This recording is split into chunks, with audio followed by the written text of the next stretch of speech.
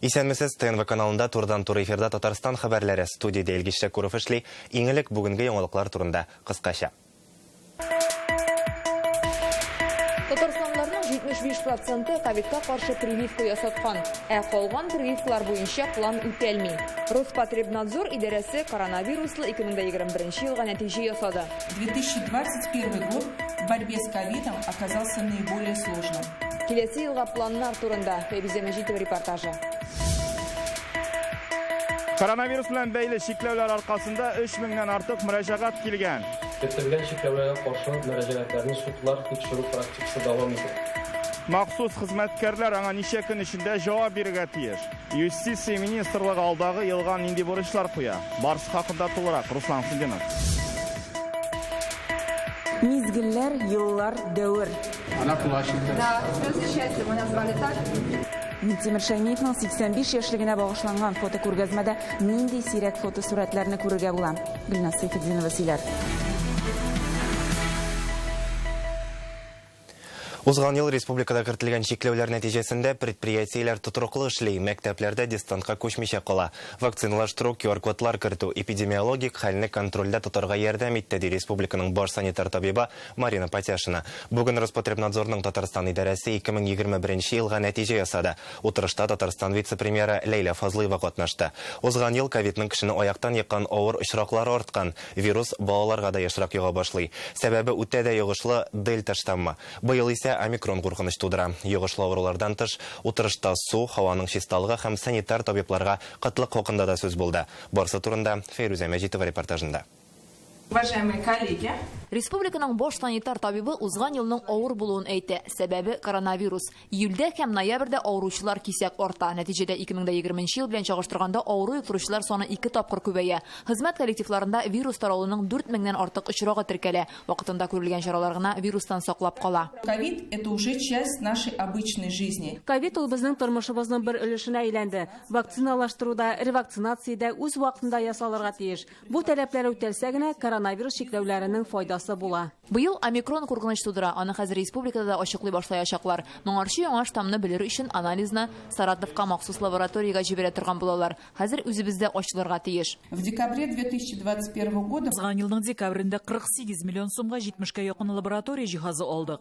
Быелдан без вирусларның барлык төрләрен ачыклый, шул исәптән коронавирус штамнарын да белә алачакбыз. Хастаханәләр авыруның яңа дулкынына әзерләнә. Татарстанның сәламәтлек саклау министрлыгында әйтүләренчә, сырхаханәләрдә 6000-нән артык табиб, 2000-нән артык студент авыруларга ярдәм күрсәтәчәк. Ә менә Роспотребнадзорда кадрлар кытлыгы өстәвенә булганнарның эше 3 тапкырга арткан. Ковид чикләүләрен бозучыларга ачылган административ эшләр 3 тапкыр күбәя, салынган штраф суммасы 19 миллион сумга җиткән. Тормыш бит әле коронавирустан гына тормый. Бу сезонда грипптан прививка ясатучылар пландагыдан 2 тапкырга азрак. Манту булмаудан туберкулезның 30 очрагы ачыкланган. Татарстанның кайбер районнарында башка прививкаларны ясау буенча план үтәлмәгән. Бу исемлектә Аксубай, Балык бистәсе, Ярчаллы һәм башкалар бар. Эффективность вакцин она позволила населению. Профилактик прививкалар халыкка төрле чорда төрле йогышлы авырулардан сакланырга мөмкинлек биргән. Бүген искә алынган прививка планын үтәмәгән районнардан мин хәлне аңлатуларын сорар идем. Монда Роспотребнадзор белән сәламәтлек саклау министрлыгы гына түгел, социаль иминиятләштерү фонды да, медик социаль экспертиза оешмасы да җаваплы. Сулый торган һаваның чисталыгы, эчә торган суның сыйфаты буенча Татарстаннардан мөрәҗәгатьләр килә. Узган ел 6000 кеше өчен су проблемасы хәл ителгән. Казанның Урман шәһәрчеге торак комплексы, Лаишның Габишев, Столбищи бистәсе, Питрәчнең яңа Салмачы комплексларында һава пычрак дип аеруча еш зарарланалар. Бу мәсьәләләр быел да Роспотребнадзорның контролендә булачак. Фәйрүзә Мәҗитова, Рамзил Гарипов, Яңа Гасыр каналы. Татарстанда омикрон табылганнан соң яңа чикләүләр әлегә кертелмәячәк. Исегезгә төшерәбез, кичә республикада яңа штамның беренче 11 очрагы ачыкланган иде. Аны юктыручылар ил буенча да арта. Россия хөкүмәте рәисе Михаил Мишустин игълан иткәнчә, оешмалар үз хезмәткәрләрен аеруча 65 яшьтән өлкәнрәкләрне өйдән торып эшләтә ала. Республика хөкүмәте гадәти режимда эшләвен дәвам итәчәк дип белдерделәр бүген Казан Кремлендә. Көн саен оператив штаб президентка эпидемиологик хәл турында мәгълүмат җиткереп тора. Федераль штаб үз фикерен әйтте. Киләчәк берничә атналарда безнең омикрон буенча көтелә бик күп авыручылар. Бөтен булган карарлар бүгенге көндә республикада кала. Ул маска дисәк инде, социаль дистанция, термометрия, алар бөтенсе кала. QR-кодлар да шулай кала. Татарстанда соңғы тәулектә тагын 111 кеше коронавирус юктырган, 21 хастаханәдә 90 кеше өйдә дәвалана. Иң күп юктыручылар Казанда 72 кеше, Яршалыда 21 очрак теркәлгән дип хәбәр итә оператив штаб. Соңгы тәулектә Татарстанда 4 кеше ковидтан үлгән. Россиядә узган тәулектә 33899 кеше коронавирус эләктерә. Бер көндә илдә ковидтан 698 кешенең гомере өзелә. Омикрон Россиянең инде 47 төбәгендә ачыкланган. Беренче авыручылар Ингушетия белән Калмыкиядә да теркәлә. Яңа ел бәйрәмнәреннән соң республикада вакцина ясатучылар саны арта башлады. Соңгы тәулектә 7000-гә якын кеше прививка кадаткан. Гыйнварның беренче 2 атнасында бу сан нибары 2000 тирәсе генә иде.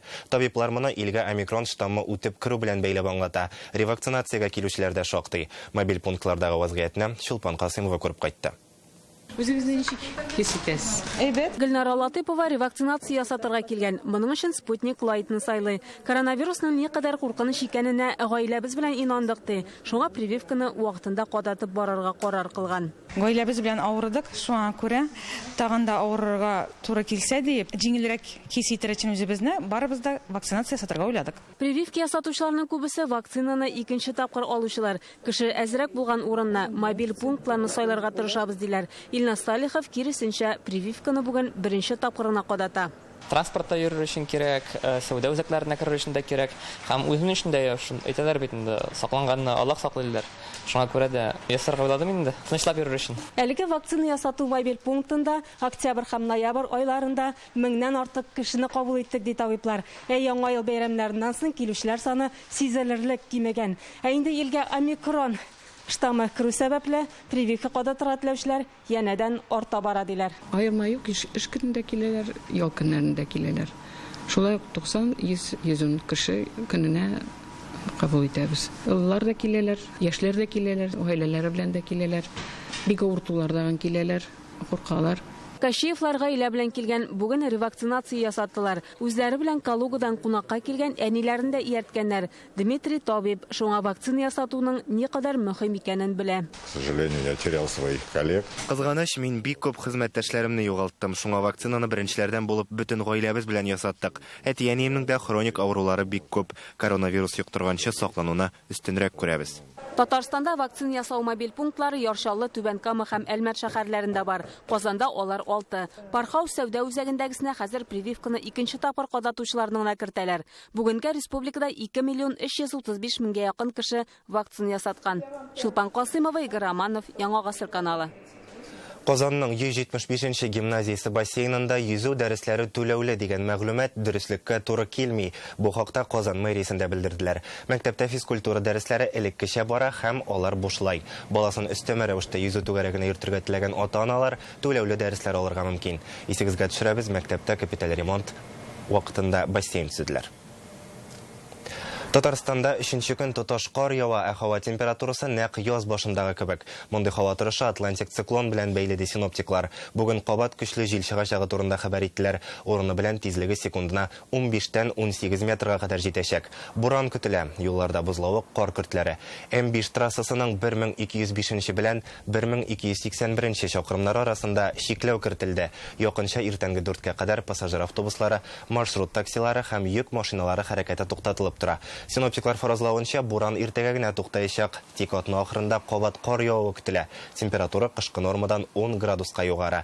Төнлә суыта -10 градус вәгъдә итәләр. Көндез -4-тән 6 градуска кадәр җылытачак. 85 ел 85 сурәттә бүген Кремльнең Хәзинә галереясендә Минтимер Шәймиевның юбилеена багышланган фотокүргәзмә ачылды. Мизгелләр, еллар, дәвер. Бу экспозициядә уникаль фоторәсемнәр урын алган. Бер кеше гомеренең мизгелләре аша республиканың үсеш юлын, тулы бер дәверне күз алырга мөмкин. Күргәзмәдә моңа кадәр бер кайда да бастырылмаган фотолар да бар. Бүген аның ачылышына килүчеләргә беренче экскурсияны Минтимер Шәймиев шәхсән уздырды. Гәрчә бу протоколда каралмаган булса да.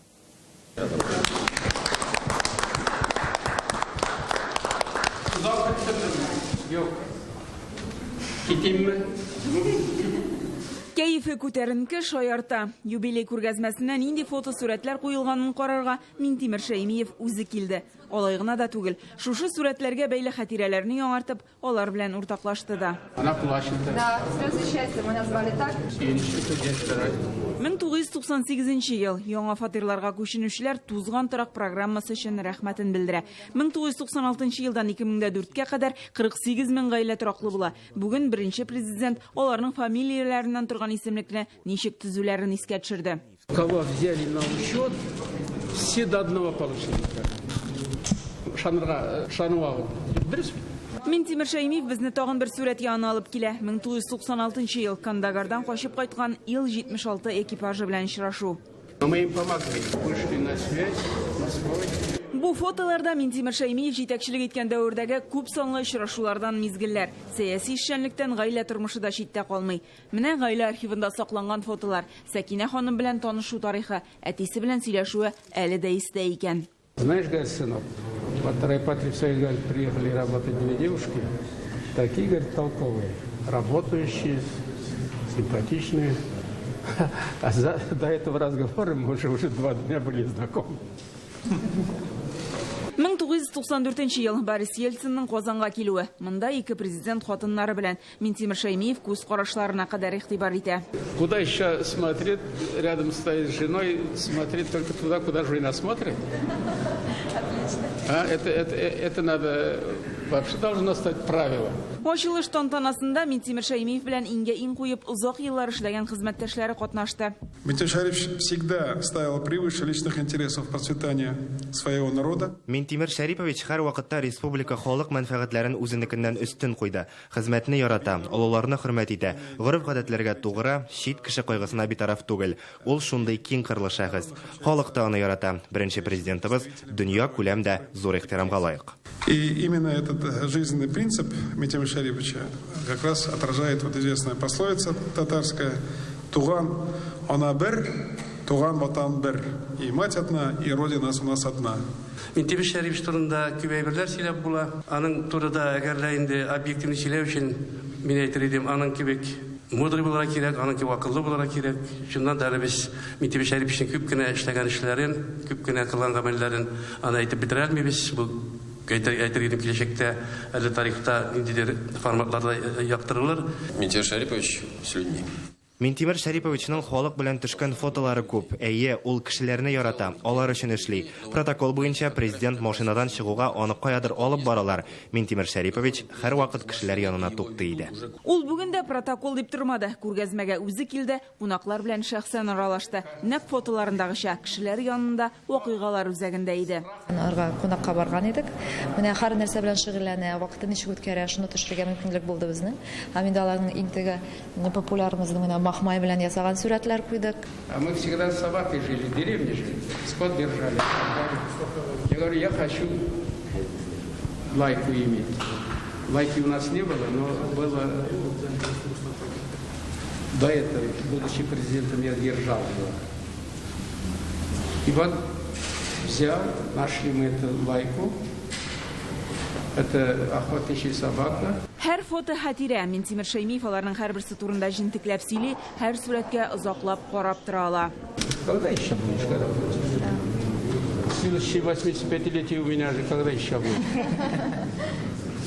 Күргәзмә бер ай эшләячәк, аны һәркем килеп карый ала. Гөлназ Сайфетдинова, Марат Зайдуллин, Яңа Гасыр каналы. Иртәгә Рөстәм Миңнеханов Минтимер Шәймиевны 85 яшьлек юбилее белән шәхсән котлаячак. Әлегә нинди бүләк сайлаганы сер булып кала дип белдерделәр Казан Кремлендә. Журналистлар юбилеярның үзен ничек хис итүе белән дә кызыксынды. Минтимер Шәймиев әле дә республика тормышында актив катнаша. Яңарыш фонды проектлары һәм адымнар мәктәпләре моның ачык дәлиле. Буш вакытларында ул чаңгыда шуарга, җәяү йөрергә ярата. Май белән урман буйлап 7 чакрым узарга мөмкин.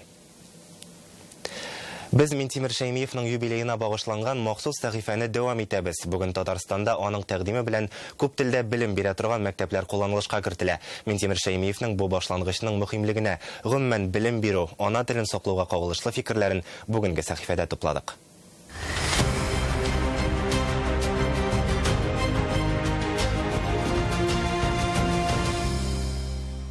Яшьләребез, алар шулай булырга тиеш, омтылалар дөнья күләменә чыгарга, үзләренең белемнәре белән. Без булган халык.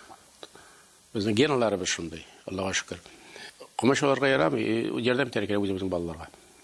Бер-ике тел белү ул гадәти хәлгә әйләнергә тиеш. Шуларның барсын да карап алып барырга. Бизгәнгә салып, шамалап, үзебезнең дөресен әйткәндә телебезне саклап калырга тырышып.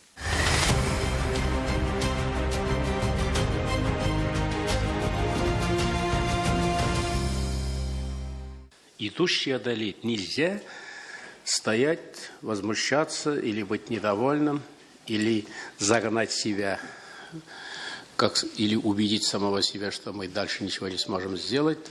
Нет, только решимость нужна. Харакатта баракат, алга таба барырга менә шул.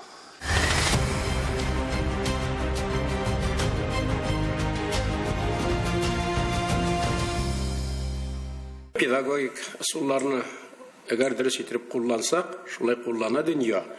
Бала үзенең берничә тел белгәнен сизми дә кала.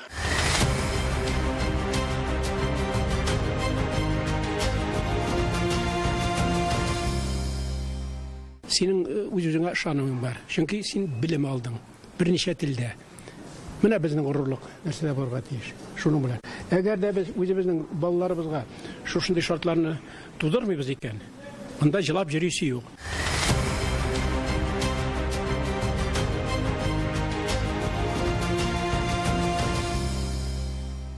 Белемгә һәм бердәмлеккә юл. Бу бик игътибарга лаеклы әйтер идем лозунг. Девиз. Чөнки безгә белем алырга кирәк. Менә матур иттереп төрле төрләрдә. Дөнья безнең балаларыбыз дөнья алдында конкурентоспособны булырга тиешләр. Бер әйттең дә булды гына ул күпмедер вакыт кирәк бар шунда килеп җибәрергә. Ну, дөресен генә әйткәндә, бу киләчәккә зур адым.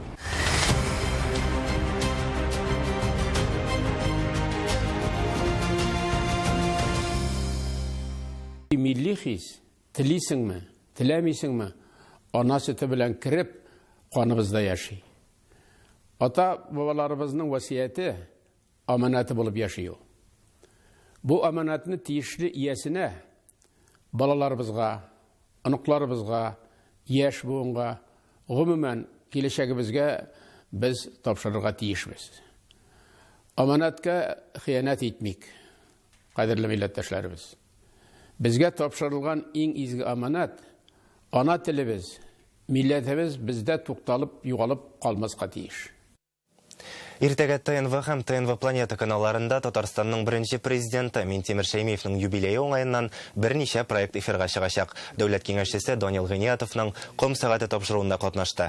Әңгәмәдә сүз балачак һәм яшьлек еллары, җитәкче булу осталыгы, дәүләт төзелеше, татар теле һәм милләтләр дуслыгы турында бара. Минтимер Шәймиев белән тапшыруына иртәгә ТНВ Планета каналында көндезге 1дә, безнең каналда кичке 5тә карый аласыз. Менә без булдырабыз дип шул лозунгны заманында мин әйткән инде, әйткән идем, халык аны мин күрдем, күзенә карап халыкның шап китте. Аннан соң без җырлар чыгара башладылар, төрлечә берләштерә башлады. Күңелебезгә туры килә ул безнең ичке омтылышыбызга туры килә ул. Шулай ук иртәгә безнең каналда Шәймиев дип аталган өр-яңа документаль фильм тәкъдим ителәчәк. Аны Татарстан Яңа гасыр телерадиокомпаниясе генераль директоры Илшат Әминов җитәкчелегендәге 7 дней иҗат берләшмәсе әзерләде. Хезмәттәшләребез фильмны Минтимер Шәймиев белән бергә аның өчен мөһим булган урыннарга барып төшергән. Болгар, Зия утрау шәһәрчеге, Адымнар полилингваль комплекслары һәм башкалар. Картинаның күп өлешендә Татарстанның беренче президенты үзе сөйли, шулай ук анда Минтимер Шәймиевның төрле елларда әйткән фикерләрен дә ишетеп булачак. Шәймиев дип аталган фильмны безнең телеканалда иртәгә кичке 8дә, ТНВ Планетада кичке 7:10 минутта карарга мөмкин. Рөстәм Миңнеханов бүген хөкүмәт йортында Россия Дәүләт Думасы рәисе урынбасары Александр Бабаков белән очрашты. Җитәкчеләр төбәкләрдәге закон чыгару эшчәнлеге, социаль әһәмияткә ия булган мәсьәләләр, ил күләм проектларны тормышка ашыру хакында фикер алышты. Халыкның бер мөрәҗәгате дә җавапсыз калмаган. Узган ел Татарстанның юстиция министрлыгына 5000-гә якын сорау килә. Бу 2020 ел белән чагыштырганда 2 тапкырга күбрәк. QR-кодлар кертү сәбәпле мөрәҗәгатләр саны күбәя. Министрлыкның Фәрит Мөхәммәтшин катнашында узган еллык коллегиясендә пандемия белән бәйле эшчәнлекне аерым билгеләп үттеләр. Еллык утырышта тагын нинди бурычлар куелды? Бу хакта Руслан Хөснетдинов репортажы. Без санитарно-физиологической ограничений часть коллег участвует в режиме видеоконференц-связи. Юстиция министрлыгына узган ел эш бермә-бер артты. QR-кодлар кертү сәбәпле мөрәҗәгатьләр саны күбәя. 4670 сорауга тиз арада җавап бирергә туры килгән. Аерым бер юнәлеш булып кертелгән чикләүләргә кагылышлы законнарны социаль чикләүләрдә сайт аша һәм гражданнар белән очрашуларда аңлату гамәлгә кертелде. Кертелгән чикләүләргә каршы мөрәҗәгатьләрне судлар тикшерү практикасы дәвам итә. Барлыгы 21 елда 51 гражданнан мөрәҗәгать буенча 4 эш ачылды. Бүген Фәрит Мөхәммәтшин министрлыкка эшнең тагын да катлауланачагын искәртте. Илгә омикрон штаммы керү сәбәпле чикләүләр өстәлергә мөмкин. Иң мөһиме халык белән аңлашып эшләргә кирәк дип белдерде ул. Все это разъясняли, вы в первых рядах были этого, и за это вам мы тоже очень признательны. Ситуация-то не облегчилась. Вы видите, что теперь омикрон этот пришел. Эта задача остается актуальной. Надо находить новые формы, дойти до всех сомневающихся противников вакцинации во имя сбережения наших граждан. Быелгы цифралаштыру елында халык белән хезмәттәшлекнең яңа төрләре барлыкка килә. Гаризаларны интернет аша да биреп булачак. Электрон форматка 200-дан артык хезмәтне күчерергә планлаштыралар. Быел Татарстанда пилот проекты буларак хукукый белем бирүнең бердәм дәүләт порталы эшли башларга тиеш. Республикада яшәүчеләр арасында бушлай юридик ярдәм кирәк булган гражданнар да шактый. Узган ел 900 кеше шундый консультация алган. Юристы этих организаций оказали помощь. Министрлык юристлары Бөек Ватан сугышы ветераннарына, хәрби бәрелешләрдә катнашучыларга, өлкәннәргә дә бик теләп ярдәм итте. Белгечләр Гөрҗә, Чүпрәле, Арча районнарына да барып эшләгән.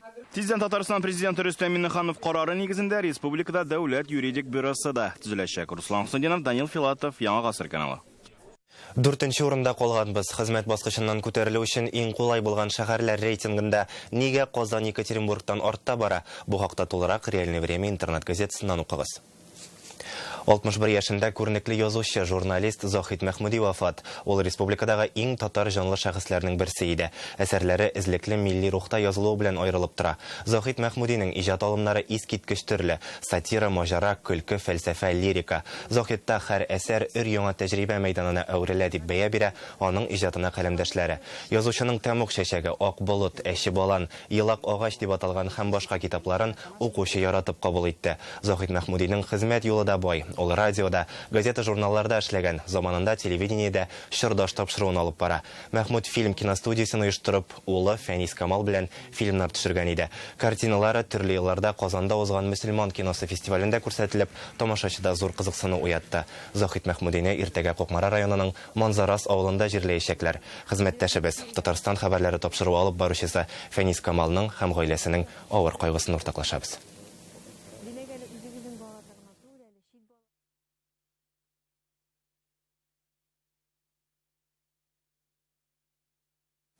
Татарстанның язучылар берлеге танылган әдипләрне шәхес буларак яңа яктан ачу максатыннан даими төстә иҗади кичәләр оештыра башлый. Аның тәүгесе бүген Казанның Тукай клубында узды.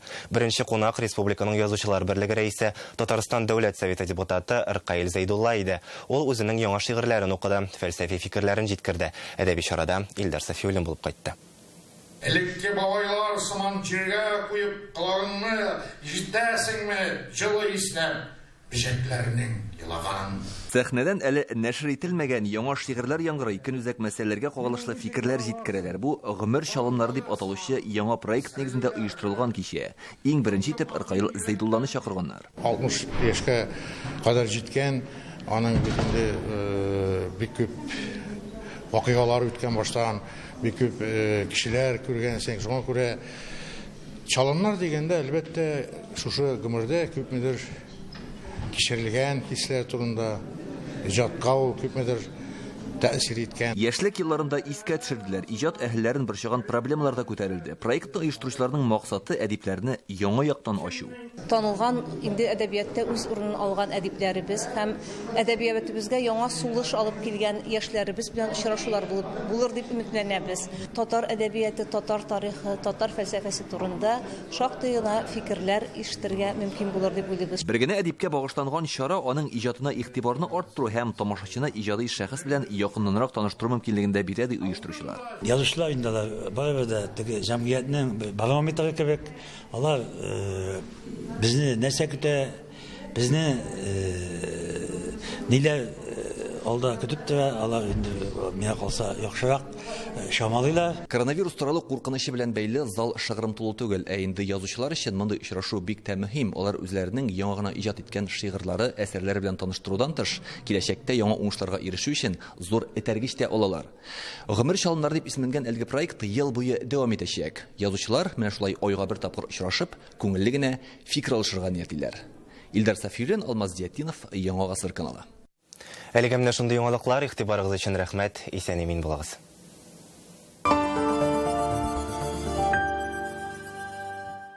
Видеть все краски жизни. В клинике глазная хирургия расческов. Мировой стандарт лечения катаракты. Операция – ответственный шаг. Требуется консультация хорошего специалиста. Аякларда варикоз бармы, сызлыймы, йөрергә авырмы? Артмед флебология үзәге лазер ярдәме белән операциясыз, авыртусыз һәм яра эзе калдырмыйча заманча дәвалау усулын тәкъдим итә. Бу куркынычсыз, тиз һәм яхшы нәтиҗәле усул. Артмед җиңел адымнар белән алга. Серьезные подарки на АЗС Лукойл. Заправляйтесь и выигрывайте запас топлива на месяц и один из 30 автомобилей Mercedes-Benz. 30 – это серьезно. Абсолютно новые Nissan Qashqai и Nissan X-Trail в автоцентре РРТ. В январе с выгодой до 150 тысяч рублей. Зимняя резина в подарок. Звоните 212 30 10. Мин сине көттем, батыр үгезем. Син кайда шулай озак йөрдең? Силосларны яңа буын пленкаларга төрдем. Орлыкларны эшкәрттем. Бозауларга иммунитетларын ныгыта торган препаратлар бирдем. Дәвам итмәсәң дә була. Кил тизрәк минем яныма. Минем сиңа бер сер ачасым килә. Әллә миңа берәр сюрприз әзерләдеңме? Юк, минем йомшак куяным. Бик яхшы булышчым бар. Кем инде ул булышчы? Лира. Лира? Ах, шулаймы, хайван? Хәзер бирәм мин сиңа лираңны. Тукта. Ул Лира Фарм. Лира Фарм ул сөт фермаларындагы терлек азыгы сыйфатын тикшереп, фермаларга экспресс аудит ясаучы компания. Аның ярдәме белән 20-30%ка күбрәк сөт савып ала башладым. Лира Фарм булганда фермер тынычлап йоклый ала. Кил тизрәк тынычлап йокларга. Лира Фарм. Сезнең хуҗалык сагында. 222 51 04. У ребенка боль в ушах, не дышит нос и часто болит горло? Обратитесь в медцентр здоровья семьи. Опытные лор-врачи-эксперты, лечебные манипуляции, хирургические операции. Казань, 204 2 700. В организацию на работу вахтовым методом в Амурскую область требуются машинисты крана, экскаватора, бульдозера. Опыт работы обязателен. Обращаться с 8 до 14:00 по телефону 8 914 584 74 75.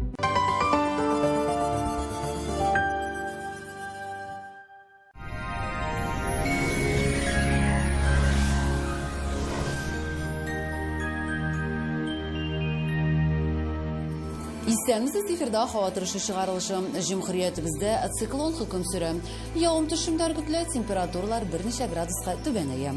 Яндекс погода мәгълүматы буенча көньяк-көнчыгышта Бөгелмә Баулы Азнакай Әлмәттә алмашынучан болытлы көн, кар явачак, 8 градус салкын. Төньяк-көнчыгышта Түбән Кама, Йоршалы, Алабугада болытлы, явым-төшемнәр, температура 4 градус. Төньякта Актаныш, Әгерҗе, Менделеевскида кар явачак, температура 5 градус. Төньяк көнбатышта Арча Кукмара Балтачта алмашынучан болытлы көн, кар, температура 4 градус салкын. Көньяк көнбатышта Булгарбай Шүпәрәлдә шулай кар явачак, 5 градус. Чиста Нурлатмалады Ширмешәндә явым-төшемнәр 4 градус салкын. Юлларда бозлау һәм кар көртләре зинһар өчен сак булыгыз. Доктор Оз федераль шелтәрнең медицина үзәге сезгә операциясыз һәм авыртусыз умыртка баганасы һәм буыннар белән булган проблеманы хәл итүдә ярдәм итә. 12 ел дәвамында Россиянең 10 шәһәрендә клиника табиблары ярдәмендә 70 меңгә якын операцияның кирәге калмый. Миндә артроз. Протез кыйммәт булса да, туры килмәде. Шул сәбәпле мин доктор Остка килдем. Хәтта авыр формадагы артроз вакытында да буынны яңа төр инъекция ярдәмендә саклап калырга мөмкин. Тик кызганыч, доктор Остка соңрак килдем. 2 буында исән булыр иде.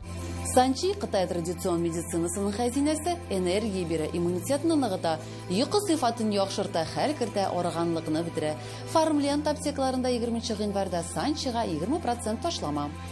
Merkezimiz Qozonda bulutlы kun, qor yağışa, gündüz 2-4 gradus salqın, jil tünyoqdan ortacha tezlikdə, atmosfera basımı türkümüş bağanasının 754 mm təşkil etə, havanın şağıştırmaşı adımlılığı 90%, jirinin magnet qırıtınış. Hava turuşturun dəyilgəminə şular idi bizning kanalda qolğız.